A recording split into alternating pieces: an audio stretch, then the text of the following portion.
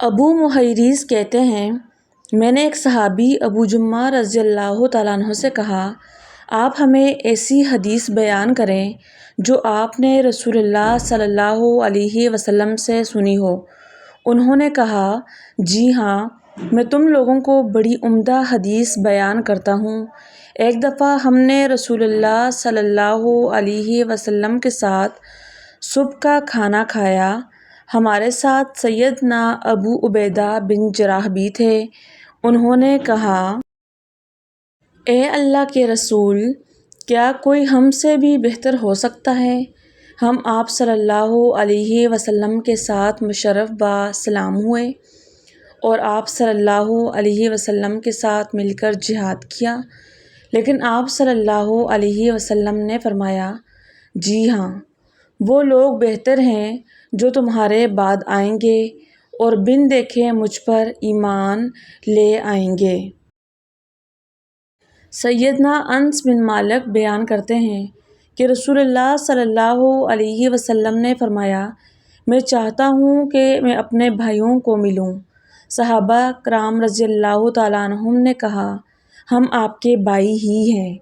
آپ صلی اللہ علیہ وسلم نے فرمایا، تم تو میرے ساتھی ہو، میرے بھائی تو وہ ہیں جو بن دیکھے مجھ پر ایمان لائیں گے۔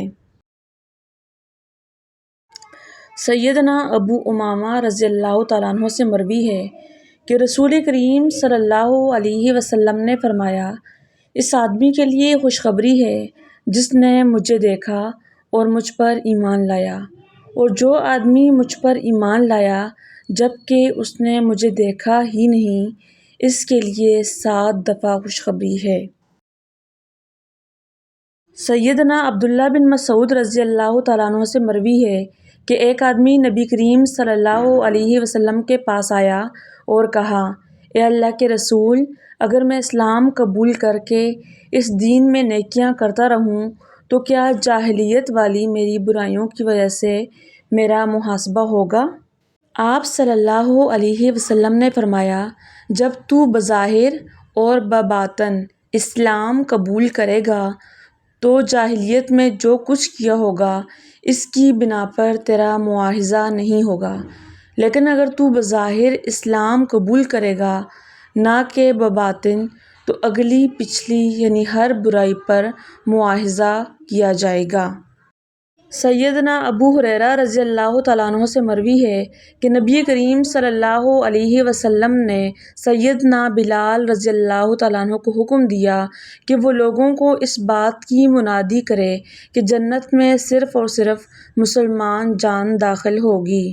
سیدنا محمود بن لبید رضی اللہ تعالیٰ عنہ سے مروی ہے کہ نبی کریم صلی اللہ علیہ وسلم نے فرمایا، بے شک اللہ تعالیٰ اپنے مومن بندے کو دنیا اور اس کے مال و اسباب سے بچاتا ہے، حالانکہ وہ اس سے محبت کرتا ہے۔